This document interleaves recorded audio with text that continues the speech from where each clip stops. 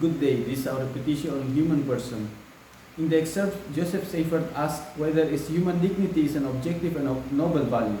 To this question, we answer that human dignity is indeed an objective and noble value. What we mean is that Joseph Seifert asserts that it leads us to recognize the love and to deepen our understanding of the good and values beyond objective facts. We say this because, first, we recognize the dignity and objective values goes beyond the word factually.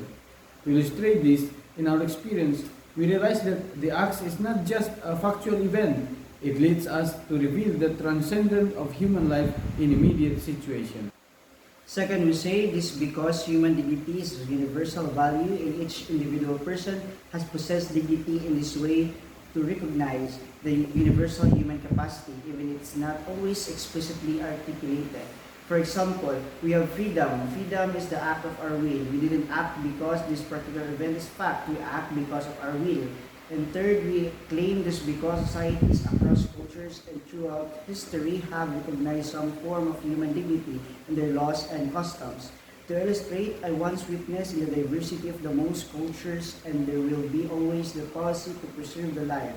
So to conclude, to recognize that dignity is not just a matter of intellectual understanding, but also a basis of moral action, love, and community. That's all. Thank you.